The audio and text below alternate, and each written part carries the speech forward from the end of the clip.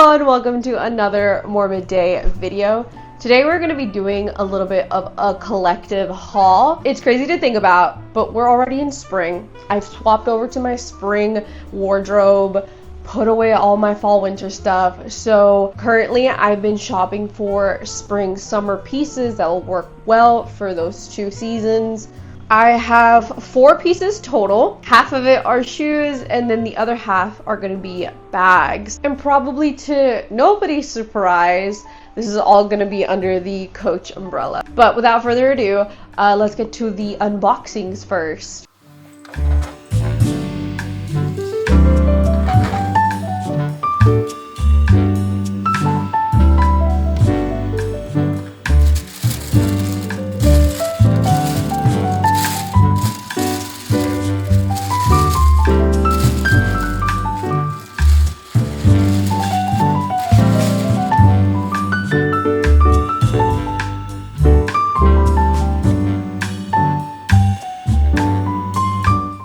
First up is going to be the Coach Holly sandals. Now these I have been eyeing for what it feels like a little bit now, and I've been on the hunt for these, but I really wanted to see them in person first before I went ahead and purchased.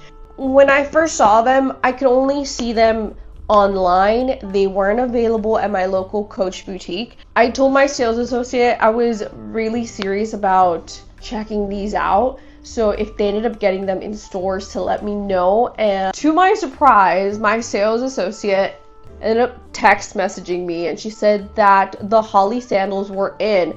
And I thought that I had missed my shot, but I believe this might be just like a second drop, a second restock, because they're also available online. So that's probably the case. She sent me a picture of the white and the black, and I told her to put me down for both. Just to be safe, I wanted to put 2 in the size 8 on hold so that I can try them out. So I only walked out of the store with the black one.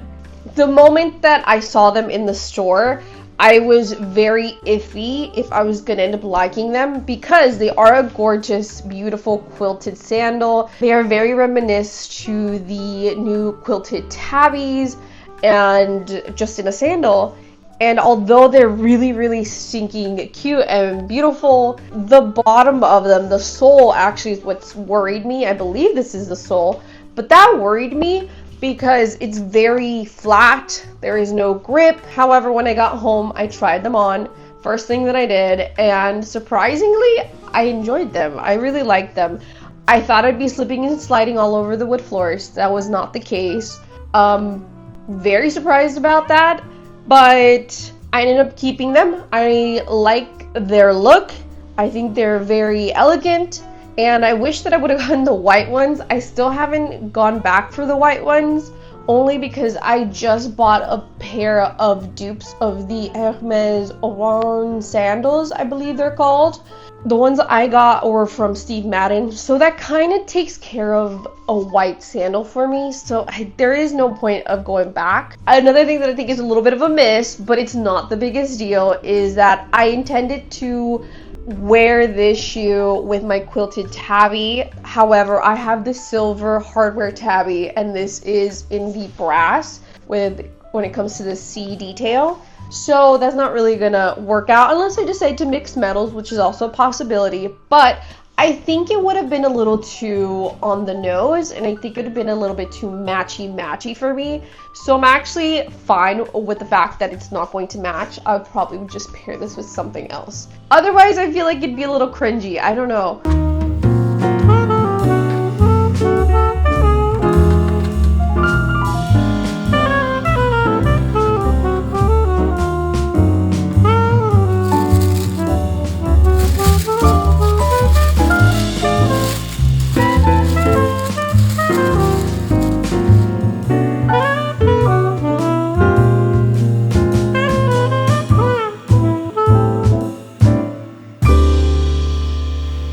Next up, we have the WHITLRY flats. And this was more of a spur of the moment purchase. I didn't really give this a lot of thought, and I'll explain that in a second.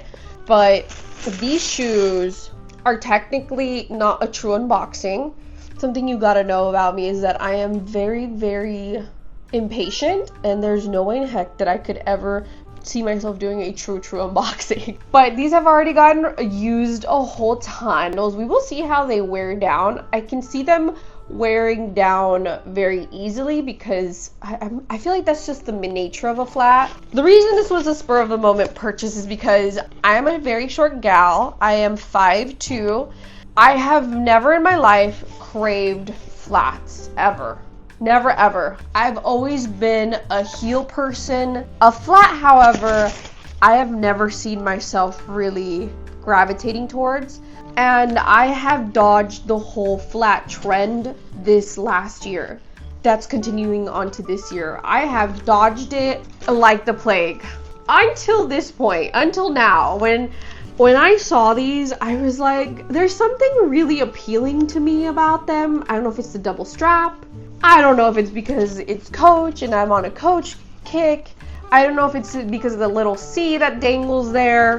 What have you, I don't know. But I ended up pulling the trigger, and I can't deny that I don't regret it. These are very comfy, and I think they're really cute. I do reach for these kind of often, and I hate that I reach for them because I always told myself that I would never, ever buy a flat. And here I am eating my own words. So yeah, we'll see how these wear and tear. By the way, the Coach WHITLRY flat is not available on the Coach website or boutiques. I don't know why that is, but they're only sold through Bloomingdale's and Dillard's and possibly Nordstrom. I'm not 100% on that last one, but I had to go ahead and purchase mine through Bloomingdale's and then have it delivered. Sometimes Coach does that where they like only have them through a specific store. I don't know why that is, but that's very, very interesting, I will say.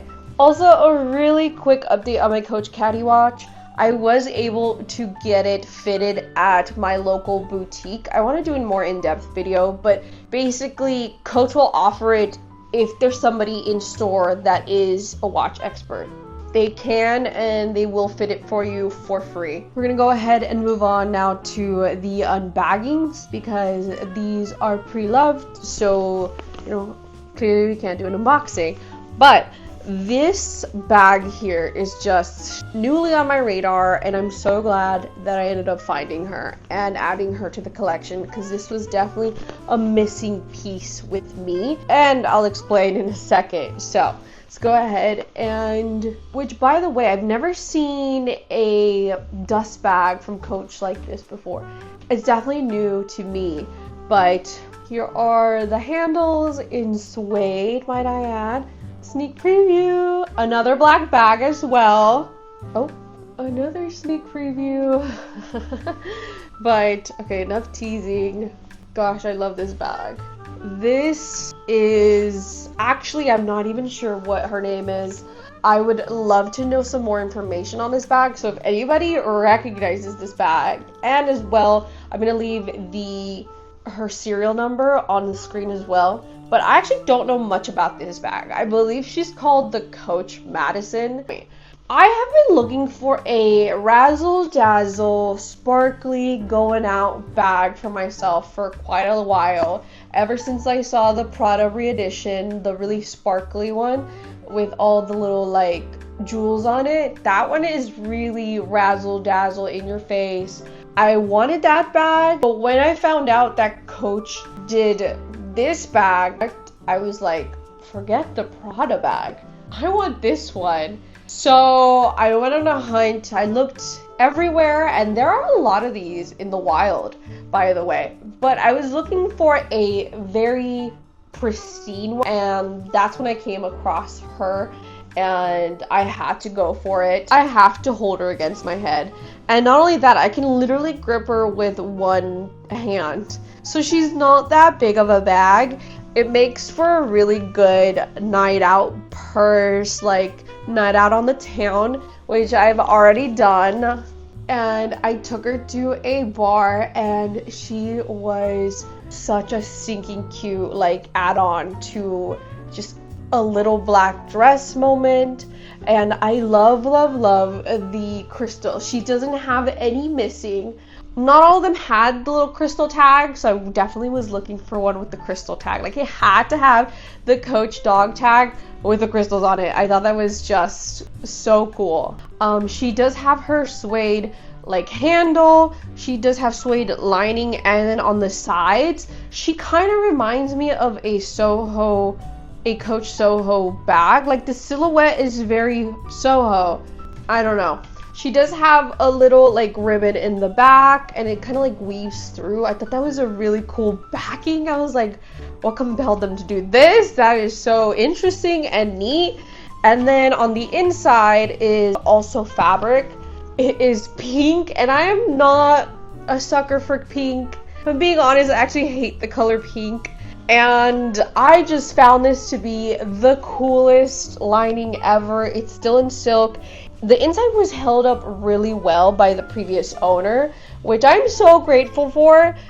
She kept it really, really nice. It doesn't hold a lot, but for what I wanted this for, I don't need it to hold a lot. So, just so, so, so happy and pleased with this find for myself. Like, there's just so much more vintage Coach out there, and it's just out there waiting for me. It's just me having to go out and look for these types of pieces. Next, unbagging. She's a little bit sizable, very square. It should probably be a really big dead giveaway as to what she is. On a side note, I will say I do enjoy these types of dust bags a little better than the silk ones, only because I feel like this is more breathable for leather than the silk would be. I feel like silk is meant to retain in moisture, and I don't think that's a good thing for bags to retain moisture. Anyways, I don't even store them that way, but without further ado, just went on a tangent. Sneak peek. Those are Rogue handles, and look at that beautiful, gorgeous color. So, of course, it is another Rogue. It is a Rogue. This is a Rogue 25 in embossed leather with the Coach stamped into the leather. I don't know how that works, but it's really cool. I love the look of this Rogue. It is the one and only style of Rogue that I have fallen in love with, because I hate to say it, but outside of this Rogue specifically and this design, I hate all other Rogues. I'm not a Rogue fan. I'm not a Rogue lover. This is gonna be the one exception to the rule. Also, on top of that, I had one other Rogue like this. I ended up selling that other Rogue and putting the funds towards this Rogue in the red color. I believe this is the color Bordeaux, but I'm not sure. I'm not 100%. All the info will be on the screen, but she is just in impeccable condition. She was treated very well by her previous owner. She's showing signs of aging because she is an older bag for sure, but for the most part, she was treated very, very well. The other bag I ended up selling to my mom, so she currently owns it. So I do get to see her from time to time because I also really do love her, and I feel bad that I sold her.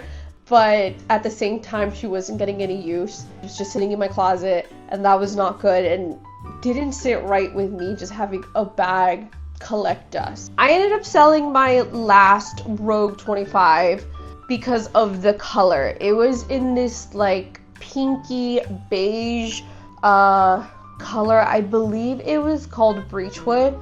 I found it was just a very difficult neutral to work with.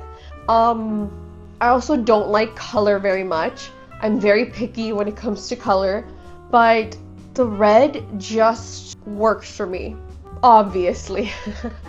I wear red every single day on the top of my head. I knew that this bag wasn't going to be a problem for me, and I've worn her a good amount of times now to know that she's going to work very great with my closet. So it was definitely a color issue for me. Nothing else, just the color. So I do want to do a review of my Rogue 25. I do think it's a slightly big size. If I could have my perfect rogue, it'd be in the same style, embossed leather, same color. I do love the color a lot. But it would be slightly smaller. I think maybe a 17 or a 15. I think that would be the creme de la creme size for me. Would be a 15, 17. I might eat my words in the future, but I think this might be the one and only true rogue for me. Without further ado, that brings us to the end of this video. This was a small little mini haul and pieces that I think will serve me well for spring, summer, but not only that, just in general. If you have any questions, thoughts, or concerns, you can go ahead and leave them down below in the comments. I will get back to you for sure. Give this video a like if you liked it, and subscribe if you have not. So I will see you all in my next video. Bye for now.